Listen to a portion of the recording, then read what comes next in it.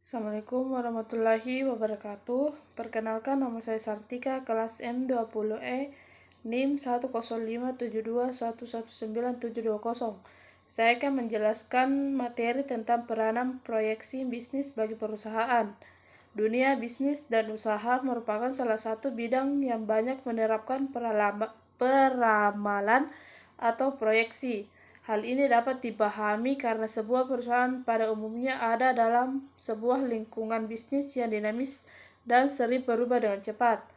Apakah benar peranan penting aktivitas proyeksi dalam dunia bisnis atau perusahaan? Mengapa banyak perusahaan sebaliknya melakukan proyeksi bisnis sebelum mengambil sebuah tindakan strategis?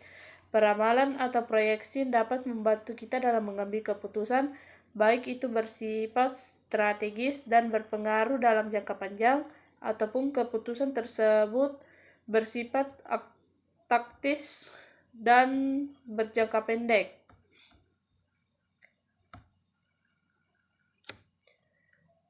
Sebelum jauh lebih membahas seberapa besar peran proyeksi bisnis dalam kelangsungan hidup bisnis, maka kita perlu mengkaji definisi proyeksi itu sendiri.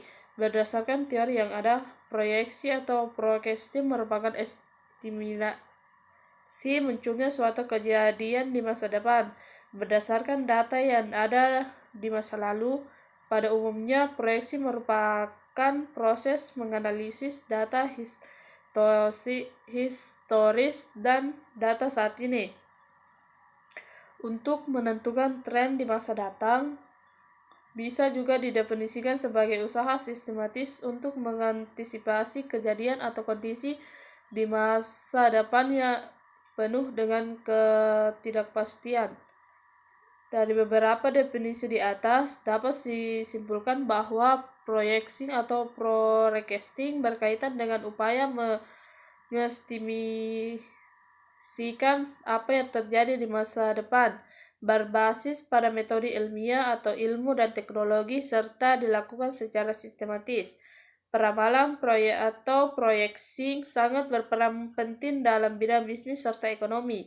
Siapa saja pihak yang membutuhkan forecasting? Setiap perusahaan. Apakah perusahaan bisnis yang berorientasi laba maupun perusahaan yang tidak berorientasi laba? Pada umumnya menggunakan forecast. Hal ini disebabkan setiap perusahaan harus membuat perencanaan mengenai apa yang dilakukan pada masa yang akan datang. Setiap perusahaan anggaran pada saat ini untuk digunakan pada masa yang akan datang. Permasalahan utama yang dihadapi oleh sebuah perusahaan dalam membuat anggaran adalah adanya ketidakpastian mengenai kejadian atau kondisi yang dihadapi di masa yang akan datang. Beberapa pertanyaan berikut ini dapat digunakan untuk lebih memahami pentingnya membuat proyeksi bagi suatu organisasi. Yang pertama yaitu, jika suatu perusahaan menambah pengeluaran untuk promosi iklan, bagaimana pengaruhnya terhadap penjualan? Yang kedua, berapa penambahan karyawan yang dibutuhkan apabila ada penambahan cabang dalam suatu perusahaan? Yang ketiga, berapa presentasi kenaikan biaya perjalanan dinas terhadap penambahan penjual? Pertanyaan-pertanyaan tersebut di atas menambah pemahaman bahwa perusahaan memerlukan suatu proyeksi. Mengapa? Karena yang akan diketahui adalah kondisi di masa yang akan datang. Sementara saat ini tidak tersedia informasi mengenai apa yang akan terjadi di masa yang akan datang tersebut. Misalnya dalam suatu perusahaan pada tahun 2017 membuat anggaran pendapatan dan biaya yang akan dilaksanakan pada tahun 2018. Perusahaan tersebut tidak memiliki informasi cukup untuk memastikan peristiwa yang akan terjadi pada tahun 2018. Oleh karena itu, perusahaan tersebut harus membuat estimasi kejadian pada tahun 2018 yang akan mempengaruhi perencanaan yang dibuat. Estimasi yang dibentuk adalah terkait penjualan dan harga barang pada tahun 2018 untuk menentukan penerimaan pada tahun 2018.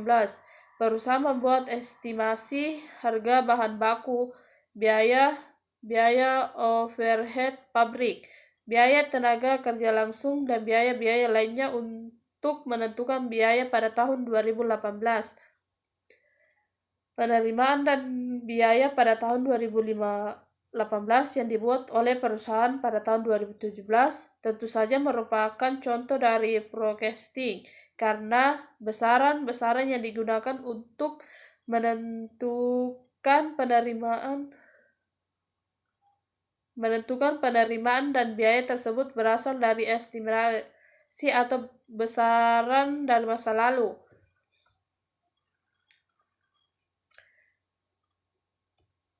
Ketika kita membuat proyeksi, hal yang perlu diperhatikan adalah situasi yang melingkupi apa yang akan kita ramal.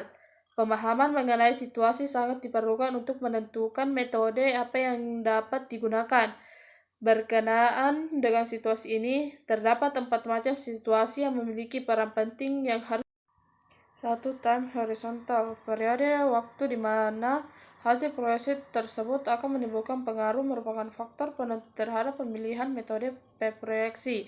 Periode waktu atau rentang waktu pada umumnya dikelompokkan menjadi 3, yaitu jangka pendek 1 sampai dengan 3 bulan, jangka menengah 3 bulan sampai dengan 2 tahun, jangka panjang 2 tahun atau lebih.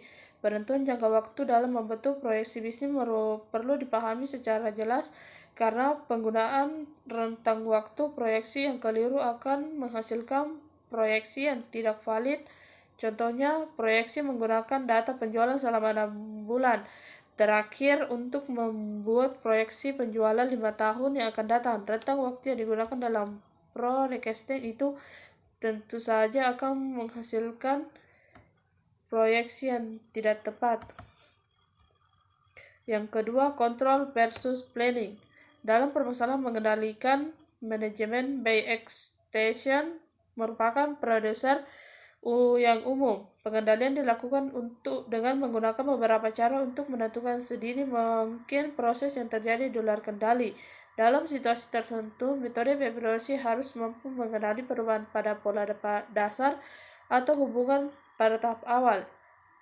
Pada sisi perencanaan atau planning, umumnya berasumsi bahwa pola yang telah ada akan berlanjut pada masa yang akan datang, sehingga proyeksi ditekankan pada usaha pengidentifikasian pola yang sudah ada untuk membuat proyeksi pada masa yang akan datang. 3. Konstan, membuat proyeksi pada situasi yang tidak mengalami perubahan dari waktu ke waktu sangat berbeda dengan membuat proyeksi pada situasi yang terus-menerus mengalami perubahan.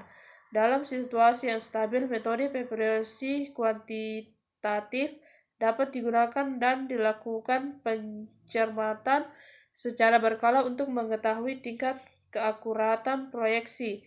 Dalam hal terjadi perubahan situasi, haruslah metode yang diperlukan adalah metode yang mampu beradaptasi secara terus-menerus agar proyeksi dapat diperoleh dapat mencerminkan hasil terbaik saat ini dengan memberikan informasi terkini. 4. Existing planning prosedur. Setiap menggunakan metode proyeksi umumnya melibatkan perubahan pada produser perencanaan dan mengambil keputusan. Hal ini tidaklah mudah diterapkan dalam organisasi bisnis karena biasanya terdapat faktor resistensi atau penolakan oleh pihak tertentu. Oleh karena itu, perubahan sebaliknya dimulai dari hal-hal yang tidak jauh berbeda dengan produser yang sudah ada, kemudian perubahan dan perbaikan dilakukan secara bertahap.